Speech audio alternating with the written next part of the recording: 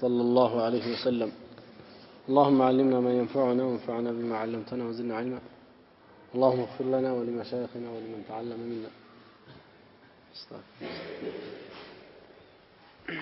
وبعد، فيقول المصنف: باب الجمع بين الصلاتين في السفر. በሁለት ሶላቶች መካከል በመንገድ ያለ ሰው ጀማዕ ማድረግ እንደሚችል የሚናገር የሆነ ርዕስ ነው ማለት ነው። መንገድ ላይ ያለ ሰው በሁለት ሶላቶች መካከል ጀማዕ ማድረግ ይችላል። ሶላተይን የሚባለው ዙህርና ዐስር፣ መግሪብና ዒሻ ማለት ነው። ዙህር ከዐስር ጋር ጀማዕ መደረግ ይችላል በሐጃ ወቅት። መግሪብ ከዒሻ ጋር ጀማዕ መደረግ ይቻላል፣ ወይ ወደፊት ወይ ወደ ኋላ። ወይ ዙህርን ዐስር ጋር መውሰድ ይቻላል፣ ወይ ዐስርን ዙህር ጋር ማምጣት ይቻላል። መግሪብን ዒሻ ጋር መውሰድ ይቻላል፣ ዒሻን ወይ መግሪብ ጋር ማምጣት ይቻላል። ሶላተል ፈጅር የሆነ እንደሆን ጀምዕ የለውም። ከየትኛውም ሶላት ጋር ወደፊትም ይሁን ወደ ኋላ ማቀላቀል አይቻልም ማለት ነው። በወቅቱ ነው የሚሰግደው። ሶላተል ፈጅርን ከዙሁር ጋር አልያ ከዒሻ ጋር አንዴ ወደፊት አንዴ ወደ ኋላ አደርጋለሁ ማለት አይቻልም ፍጹም። እነዛንም ሶላቶች ቢሆን ለምሳሌ ሶላተል ዐስርን ከመግሪብ ጋር ጀምዕ ማድረግ አይቻልም። ዐስር ከዙህር ጋር፣ ዙህር ከዐስር ጋር፣ መግሪብ ከዒሻ ጋር፣ ዒሻ ከመግሪብ ጋር ሁለቱ የተጣመሩ ናቸው ማለት ነው። መግሪብና ዒሻና ዙህርና ዐስር እንጂ ከዚህ አሁን ከተገለጸው ውጪ አንድ ሰው ማድረግ አይችልም። ሰፈር ሲባል ሰፈር የሚባለው ጉዞ ማለት ነው። ነገር ግን ምን ያክል ነው ጉዞ የሚባለው? ይሄ በዑለማዎች መካከል ኺላፍ አለ። ጉዞ የሚባለው ሶላት አንድ ሰው ጀምዕ እንዲያደርግ የሚያደርገው አይነት የጉዞ አይነት የትኛው ነው? ኺላፍ አለ ማለት ነው።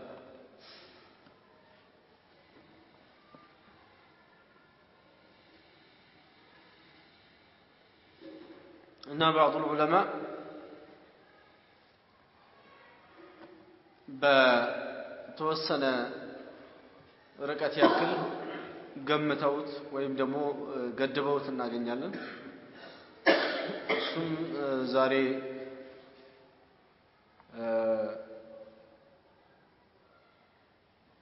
ሳዑዲ ላይ ያሉ ዑለማዎች ፈትዋ የሚሰጡበት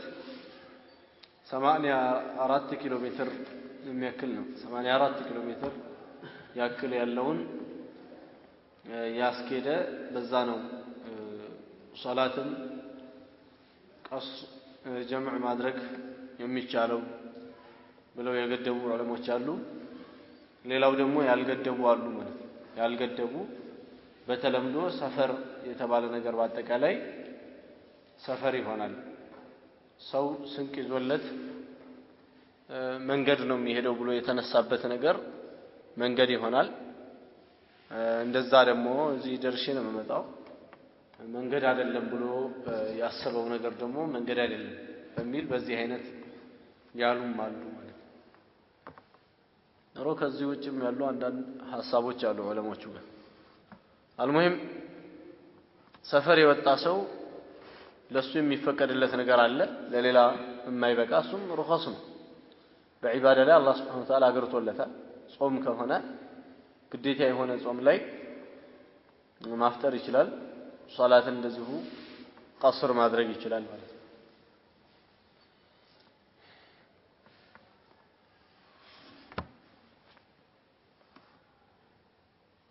ነቢዩ ሰለላሁ ዐለይሂ ወሰለም ጀምዕን በተመለከተ መንገድ ላይ ነው ጀምዕ ያደረጉትና ጀምዕ ሲደረግ እንደዚህ አላ ظهر السير ሆኖ ወይም እየሄደ አለበት ሁኔታ ቢሆን መልካም ነው አንድ ሰው ቤቱ ተረጋግቶ ቁጭ ባለበት ማለትም እንግድነት የሄደበት ቤት ይኖራል እዛ ተረጋግቶ ባለበት ጀምዕ ማድረጉ ብዙም የሚወደድ አይደለም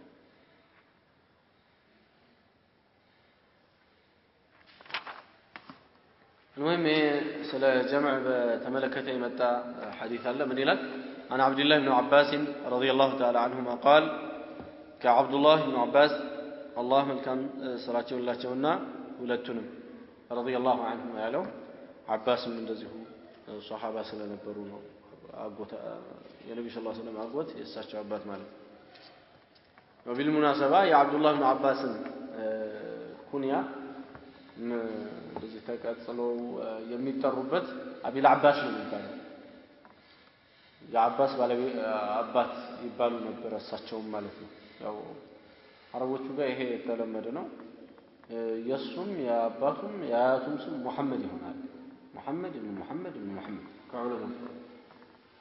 እና እንደዚህ ያለው ምንም ችግር የለውም አንድ ሰው የአባቱን ስም ለልጁ ቢያወጣ ምንም ችግር የለውም ያው ያደርጉታል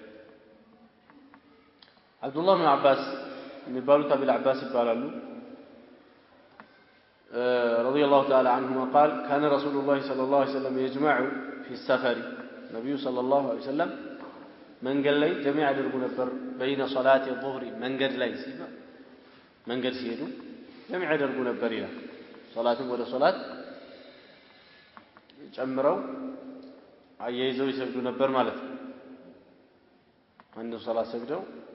ከዛ ተነስተው ሌላ ሶላት ሊደግሙ ጀምዕ ያደርጉ ነበር በዚህ አይነት በዙህርና በዐስር መካከል ይላል اذا كان على ظهر سير በጉዞ ላይ ሲሆን ያው እንግዲህ ሐዲሱ ለሚለው ጀምዕ على ظهر سير ነው ማለት እየተጓዘ ባለ አንድ ሰው ለምሳሌ ከዚህ ይነሳል ወደ ታች በረሃ ለመውረድ ፈለገ እንግዲህ ከዚህ ተነስቶ የሆነ ቦታ ላይ ምሳ ሲወረድ እሱ የሚደርሰው ማታ መሆኑን ያውቃል ምሳ ሲወረድ ዙህር ገብቶ እሱ ምን ማድረግ ይችላል አሁን ዙህርና ዐስሩን ቀስርም ጀምዕ ማድረግ ይችላል አሳጥሮ ሁለት ሰብስቦ ደግሞ ሁለቱን ረካዓ እንደሰገደ ያኛውን ዐስሩን ሁለት ረካዓ ያው ይሰግዳል ቀስርም ማደረገ ጀምዕ ማደረገ ማለት ነው ይሄን ነገር መጀመሪያ ያለበት ከሀገሩ ክልል ከወጣ በኋላ እንጂ መውጣት ንያ ስላለው ብቻ ሀገሩ ቁጭ ብሎ እንደዚህ ያደርጋል ማለት አይደለም ከሀገሩ ክልል ከወጣ በኋላ ለምሳሌ ዙህር አንድ ሰው እዚህና አካባቢ የመኖሪያ ቤቶች እርሻዎች ምናምን አልፎ ወጣ አልፎ እንደወጣ ዙህር ገባ ወይም ደግሞ ዙህር ወቅቱ ገብቶ ነበር እሱ አልፎ ያው ጉዞ ጀመረ ማለት ልክ እቺን አካባቢ እንዳለፈ ዙህርና ዐስርን ጀምዕ ማድረግ ይችላል ፉቃሃዎቹ እንደሚሉት አንድ ሰው የሀገሩን ቡንያኖች ወይም ደግሞ ግንባታዎች ለቆ እንደወጣ ነውና እንደዚህ ያሉ ሩኻሶች የሚበቁለት ማለት ነው كان رسول الله صلى الله عليه وسلم يجمع في السفر بين صلاة الظهر والعصر إن شاء الله يبرر إذا كان على ظهر سير بمن قال لا يفعل ويجمع بين المغرب والعشاء بمغربنا بعشاء ما هكلم جميع دربنا بريله الله سبحانه وتعالى لكلهم صلاتዎች በመሰረቱ ወቅት አርጎላቸዋል ዙህር ወቅት አለ ዐስር ወቅት አለ መግሪብ ኢሻ ፈጅር إن الصلاة كانت على المؤمنين كتابا موقوتا ባለ መሰረት ማለት ሶላት በሙእሚኖች ላይ በጊዜያት የተገደበች ግዴታ ነች ብሎ ባስቀመጠው መሰረት ነገር ግን ባሮች ላይ ሐጃ ሲገኝ ይሄን ነገር እንዲያገራላቸው አስፈላጊ ሆኖ አንገብጋቢ ሆኖ የሚገኝበት ሁኔታ ላይ አላህ Subhanahu Wa Ta'ala አገርቶላቸዋል እነሱ ሳይጠይቁትና ሳይወተውቱት ማለት እሱም አላህ አዛኝና አዋቂ የሆነ ጌታ በመሆኑ ሰዎች መንገድ ላይ የሚደርስባቸውን የሆነ ችግርና መስተጓጎል አላህ ስለሚያውቅ ሶላታቸውን ጀምዕ እንዲያደርጉ ቃስር እንዲያደርጉ በተለይ እዚህ አሁን ለራሱ ለቀስሩ ሌላ ርዕስ ይዞ መጥቷል ስለ ጀምዕ ነው በተለይ እዚህ የፈለገው ጀምዕ እንዲያደርጉ አላህ Subhanahu Wa Ta'ala ፈቅዶላቸው በዙህርና በዐስር መካከል ጀምዕ ማድረግ ይችላሉ በመግሪብና በኢሻ መካከል ጀምዕ ማድረግ ይችላሉ ባይሆን ፈጅርን ነው ጀምዕ ማድረግ የማይችሉት ልክ ወቅቱ እንደደረሰ ባሉበት ሁኔታ ይሰግዳሉ ማለት ነው ይሄ ጀምዕ ማድረጉ على ظهر السير ከሆነ አንድ ሰው እየተጓዘ ባለበት ሁኔታ ከሆነ የሆነ ቦታ ካረፈ አይወደድም ብያለሁ የሆነ ቦታ ካረፈ ይብሎ ማለት ሰውየው ተጓዥ ነው ነገር ግን አርፏል የሆነ ቤት አርፎ በቃ ለማደር ወሰነ እዛ አረፍት ለማድረግ ተመቻችቶለታል እንዲህ ከሆነ ጀምዕ ማድረጉ አላስፈላጊ ነው ይላሉ ዑለሞች ባረፈ ጊዜ ምንድነው ማድረግ ያለበት ወቅቱን እየጠበቀ ሁለት ረካዓ ቀስሩ ይቻላል ነገር ግን ጀምዕ ማድረጉ ያልተገባ ነው በላጩ ጀምዕ አለማድረጉ ለምን ይሄው እዚህ ሐዲስ ላይ አብዱላህ ኢብኑ አባስ የነብዩን አለይሂ ሰላቱ ወሰለም ሁኔታ ያስተላለፉት وكان يجمع كان رسول الله صلى الله عليه وسلم يجمع في السفر بين صلاة الظهر والعصر إذا كان على ظهر سير ጉዞ ላይ ከሆኑ ላይ ጉዞ ላይ ከሆኑ የተጓዙ ከሆነ ነው እንጂ ላናዚለን ሰፍረው ወይም ደግሞ የሆነ ቦታ ላይ ወርደው ባሉበት ሁኔታ አይደለም ማለት የተወሰነ ወርዶ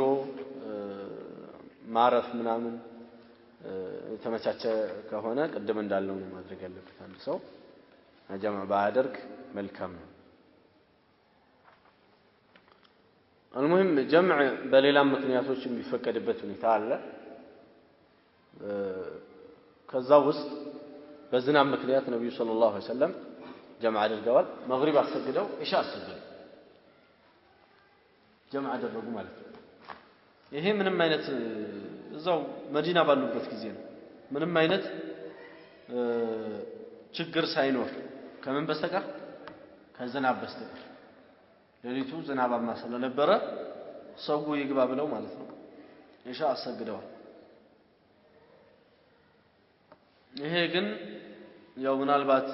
ያደረጉት ነብዩ ሰለላሁ ዐለይሂ ወሰለም ኢሻ ላይ ስለሆነ መግሪብና ኢሻ ላይ ብቻ ልንገድበው እንችላለን ማለት ነው የዝናቡን ጉዳይ ሌላ ህመምም ላይ አንድ ሰው ጀምዕ ቢያደርግ የሚቻልበት ሁኔታ ይኖራል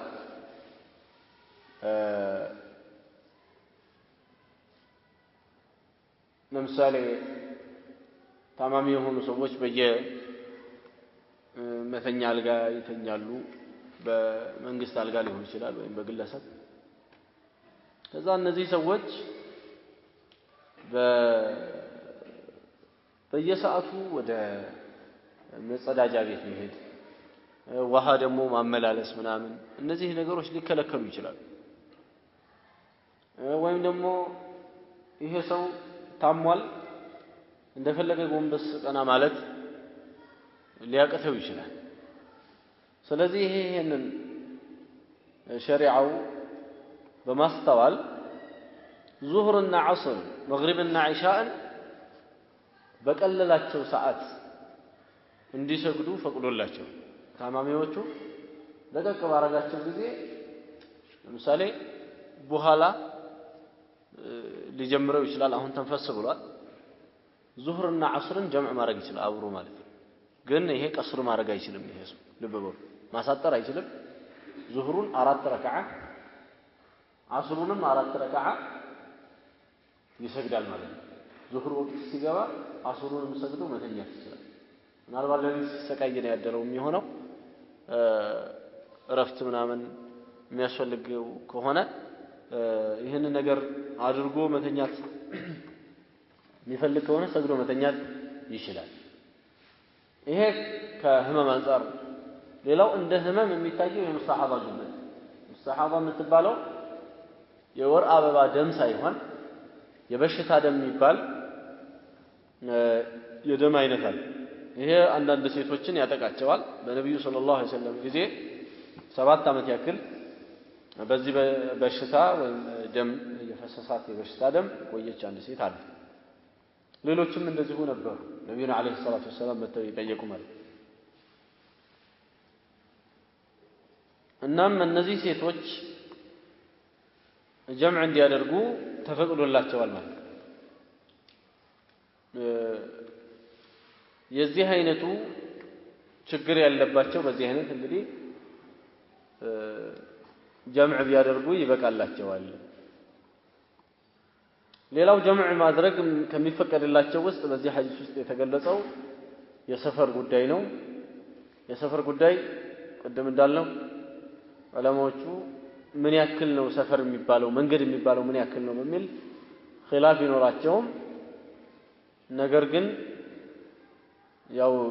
በፈትዋው ባለበት ብንሄድ ለምሳሌ 84 ኪሎ ሜትር የሚያስኬድ ቀድር ወይም ደግሞ ሰዎች እቃቸውን ይዘው ጓዛቸውን ይዘው ስንቃቸውን ይዘው መንገድ መሄዴ ነው ብለው አስበውበትና በዚህ አይነት አልመውበት የተነሱት ነው መንገድ የሚባለው ብሎም ባለው ቢኬድ በዚህ አይነት እንግዲህ ሰፈር ብሎ የወጣ ሰው ጀምዕ ሊያደርግ ይችላል።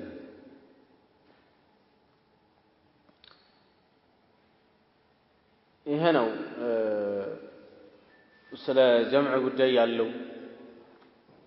በተለይ በዚህ ሐዲስ ውስጥ በደንብ አድርጎ ሊታወቅና ለንገነዘበው ሐዲሱ በግልጽ ነስሶ የመጣበት ጉዳይ ቢኖር ሶላቶችን አዘባርቆ ጀምዕ ማድረግ አይቻልም። መግሪብ ከዐስር ጋር ቅድም እንዳልኩት ኢሻ ከሱብህ ጋር እንደዚህ ሱብህ ከዙሁር ጋር የማይደረግ አይነት ነገር ማድረግ የለበትም ማለት ነው። ነብዩ ሰለላሁ ዐለይሂ ወሰለም ጀምዕ ያደረጉት በመግሪብና በኢሻ በዙሁርና በዐስር መካከል ነውና እነዚህ ሁለት ሶላቶች ብቻ ናቸው ጀምዕ ሊደረጉ የሚቻለው ዙሁር ከዐስር ጋር መግሪብ ከኢሻ ጋር ተቅዲምም ይቻላል ተአኺርም ይቻላል። ተቅዲምም ይቻላል ማስቀደም ማለት ነው። ተቅዲም የሚባለው የመጀመሪያው ወቅት ሲገባ ያኛውን አምጥቶ የመጀመሪያው ላይ መስገድ ተቅዲም ይባላል። ተአኺር የሚባለው ደግሞ የመጨረሻው ላይ የመጀመሪያውን መውሰድ። ለምሳሌ ዐስር ሰዓት ሲደርስ ዙሁርና ዐስር መስገድ ይሄ ተአኺር ይባላል። ለምን የሰዓቱ በደህናው ጊዜ ወይም በሰላሙ ጊዜ የዐስር ወቅት ስለሆነ ነው። ሌላው ከዚህ ሐዲስ የምንገነዘበው ጀምዕ የሚባለው ለመንገደኛ ከሆነ አላ ظهر السير ሲሆን ነው የሚወደደው ማለት ነው። ይሄ ደጋግመናል እንግዲህ ባቡ ቀስል ሶላት ስለ ሶላት ማሳጠር የሚናገር የሆነ ርዕስ ነው ይላል። ሲሰፈሪ በመንገድ ይሄ ደግሞ ማሳጠር ሲባል ማሳጠርና መሰብሰብ ይለያያል። ቅድም መሰብሰብን ነው ያወራን። አሁን ደግሞ ማሳጠር በእርግጥ እኔ ሳወራ እየቀላቀልኩ ነው ያወራሁት እንዲገባን ብዬ ማለት እሱ ነጣጥሎ ነው ያመጣው። ማሳጠርንም አመጣ ችግር የለውም ኢንሻአላህ። ዙህር ዐስር ኢሻ እነዚህ ማጠር የሚችሉ የሶላት አይነቶች ናቸው። አንድ ሰው በመንገድ በሚሄድ ጊዜ መንገደኛ በሚሆን ጊዜ አሳጥሮ መስገድ የሚቻለው በሸሪዓ ፍቃድ የተሰጠው የሆነ የሶላት አይነቶች ናቸው። ምንድነው ያልኩት? ዙሁር ዐስርና ኢሻ። መግሪብስ ማሳጠር ይቻላል እንዴ ከተባለ እንዴት አንድ ተኩል ማድረግ ይቻላል? 3 እኮ ወዴት ያሳጥራል? ማሳጠር አይቻልም። መግሪብ የቀን ዊትር ነው። ነቢያችን አለይሂ ሰላቱ ወሰላም እንዳሉት መግሪብ አያጥርም ማለት መጀመሪያም አጭር ተደርጓል። በቃ በዛው አይነት ነው መቀመጥ ያለበት። 3 ነው የሚሰገደው። መንገድ የሚሄድ ምንም የሚታጠር ነገር የለውም። ሱብህም እንደዚሁ አጭር አይደረግም። ሰውየው የሚሰግደውን ያሳጠር እንጂ የሚሰግደውን ቅራአቱን ማለት ነው ቅራአቱን ማሳጠር ይችላል። ፋቲሃ ቀርቶ ቁል ሁወላሁ አሐድ አላሁ አክበር ከዛ በኋላ በሁለተኛው ቁል አዑዙ ቢረቢን ናስ አላሁ አክበር ተገላገለ ፈጅር ሰግዷል ማለት እንጂ ለቀንሰው የሚባል የለም ማለት ነው በሸሪዓ የሌለ ቀስር እንዳያመጣ ነው ቀስር የሚባለው እነዚህን ሶስት ሶላቶች ብቻ ነው ቀስር ያለው ሶስት ሶላቶች ያላቸው ዙሁር ዐስር ዒሻ እነዚህ ሶስት ሶላቶች አራት አራት ያላቸው እነሱ ናቸው ቀስር ማድረግ የሚቻለው እንደ ሸሪዓ ለምንድነው ቀስር የበቃው ለመንገደኛ ሰው ቀስር ለምን በቃ ከተባለ መንገደኛ የሆነ ሰው ሊታዘንለት ይገባል አላህ Subhanahu Wa Ta'ala ደግሞ ከአዛኞች የበለጠ ከማንም በላይ ያዘን መንገድ ነብዩ ሰለላሁ ዐለይሂ ወሰለም በአንድ ሐዲስ ላይ እንደ ተናገሩት السفر قطعة من العذاب መንገድ ማለት የዓዛብ ቁራጭ ነው ብለዋል መንገድ የወጣ ሰው ብዙ የሆኑ ችግሮች ያጋጥሙታልና በዚህ የተነሳ ሸሪዓው አንዳንድ ነገሮችን ከመንገደኛ ላይ አቅሏል ማለት እንግዲህ በዚህ ዙሪያ ከተጠቀሷቸው ሐዲሶች ውስጥ የአብዱላህ ኢብኑ ዑመር ሐዲስ ነው ረዲየላሁ ዐንሁ قال صحبت رسول الله صلى الله عليه وسلم فكان لا يزيد في السفر على ركعتين نبينا عليه الصلاة والسلام ባልደረባ ሆኜ መንገድ ሄድኩኝ ይላል እናም በመንገድ ላይ ሁለት ረክዓ እንጂ ከሁለት ረክዓ በላይ ጨምሮ አላገኘኋቸው ይሄ እንግዲህ ቀስር አድርገዋል ሁለት ረክዓ እንጂ ከዛ በላይ ሲሰግዱ አላገኘኋቸው መንገድ ላይ ነብዩ ሰለላሁ ዐለይሂ ወሰለም ሁለት ረክዓ ነበር የሚሰግዱት አቡበክርንም ዑመርንም ዑስማንንም ከذلك ልክ እንደዚሁ ከመንገድ ሲወጡ አብሬያቸው ወጣ ነበር ሁለት ረክዓ ነበር የሚሰግዱት እያለ ይላል ይሄ ነገር ሩኽሳው በጣም አንገብጋቢ ከመሆኑ حتى ይሄ ዋጅብ ነው ወይስ ሩኽሳ ነው የሚል ጭቅጭቅ ሁላ ዑለሞች ይባል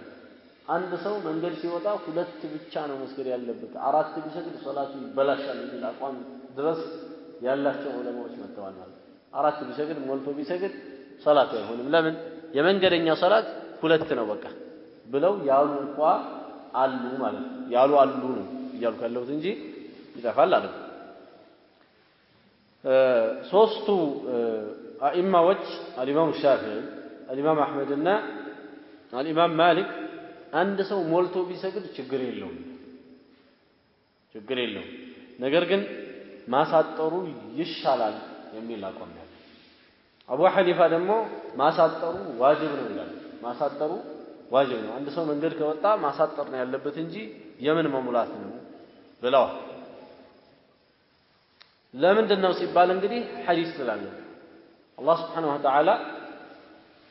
ሲደነግግ እንዴት እንደደነገገ ሶላት እንዴት እንደደነገገ ነብዩ ሰለላሁ ዐለይሂ ወሰለም የገለጹበት ሐዲስ ላይ فرضت الصلاة ركعتين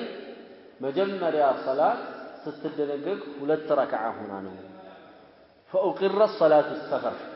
የመንገድ ሶላት እዛው ላይ ሁለት ረክዓ ሆኖ እንዲቀር ተደረገ وأتمت صلاة الحضر አንድ ሰው በአካባቢውና እዛው በሚኖርበት ቦታ ሲሰግድ ደግሞ የሚሰግደው ሶላት ሙሉ እንዲሆን ተደረገ ብለዋል ኢንሻአላህ አሁን ከዚህ በመነሳት ምን አሉ አንድ ሰው ልክ አካባቢው ላይ ቀስር ማድረግ እንደማይችልና ፈኡቲመት እንደተባለ እንደተሞላው ሁላ እዛ ቦታ ላይ ደግሞ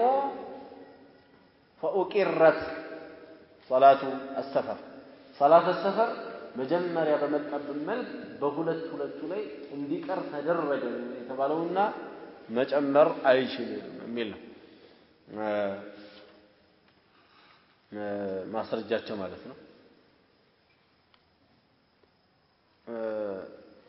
የጅምሁሮቹ ማስረጃ ጅምሁሩ የሚባሉት ከአራቱ መዛሂቦች ሶስቱ ሲገናኙ ጅምሁር ይባላል ብዙ ቦታዎች ላይ እንግዲህ አንዱ ከአንዱ ጋር የሆነ ማለት ነው እየተሰባጠረ ሶስት ይሆናል ኢማም ማሊክ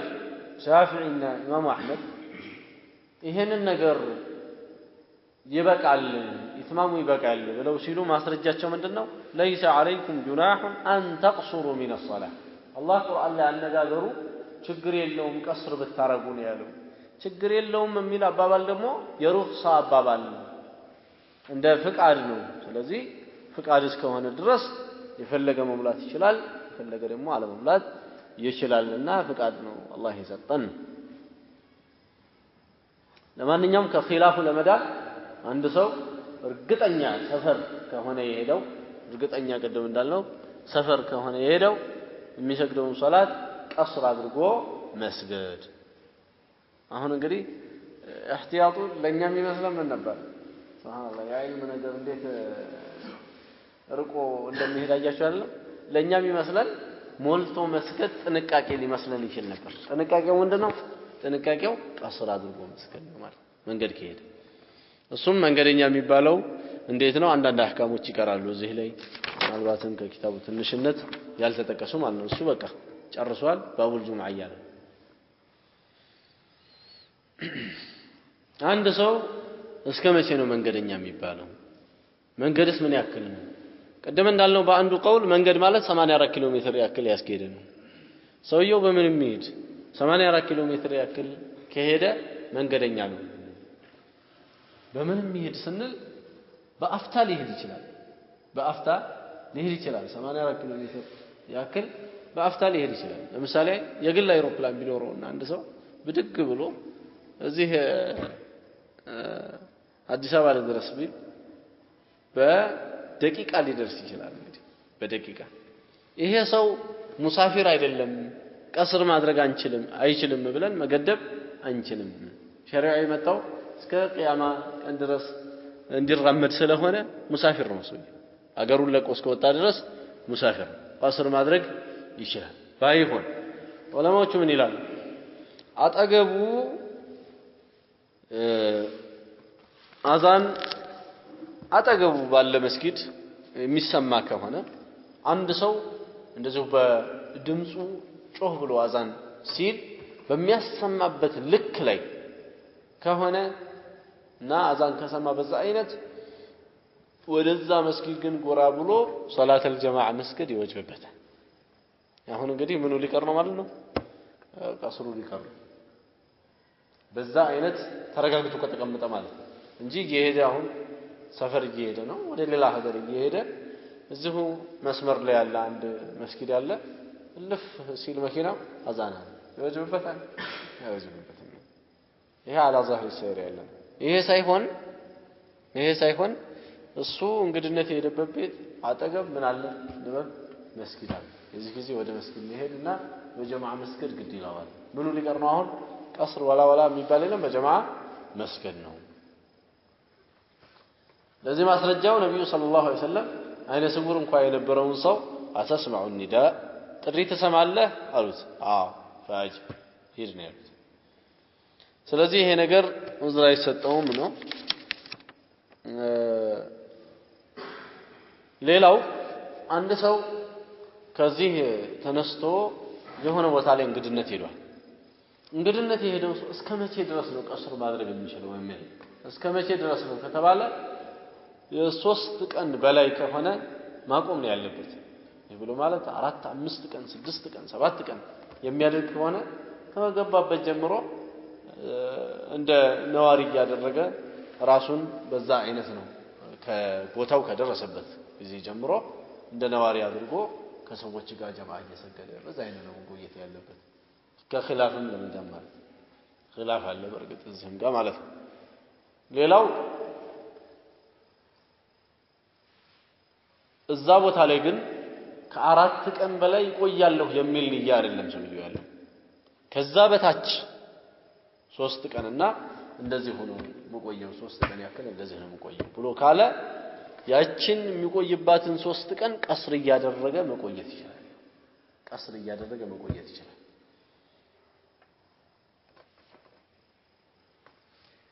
ሌላው ደግሞ ሌላ መስአላ እዚሁ ተያይዞ ሐጃው እያቆየው እያጉላለው ያለ ሰው ከሆነስ እሱ መቼ እንደሆነ የሚመለሰው አያውቅም ዛሬ ከተፈጸመለት ተመላሽ ነው ሰውየው ነገር ግን ነገ ተባለ ነገ እየተባለ አመት ያክል ሊቆይ ይችላል። ለምሳሌ ልጅ የጠፋበት ሰው ፈልጎ የሚሄደው ልጁን ለማግኘት እንጂ ይሄን ያክል የሚባል ገደብ የለው። የሱ መመለሻው መቼ ነው? ልጁን ያገኘ ጊዜ ሊሆን ነገ ታገኘዋለህ ወይም ደግሞ ነገ አገኘዋለሁ በሚል ተስፋ እየዞረ ያለ ሰው አመት ቢቆይ ወይም አመታት ቢቆይ ቀስር እያደረገ መቆየት ይችላል እስከሚመለስበት ጊዜ ድረስ በዚህ አይነት ይቆያል ማለት ነው። ይሄ ከዚህ ተያይዞ ያሉ አንዳንድ ነገሮች ናቸው። ሁሉንም ባላደረሰውም ይሄን ይመስላል።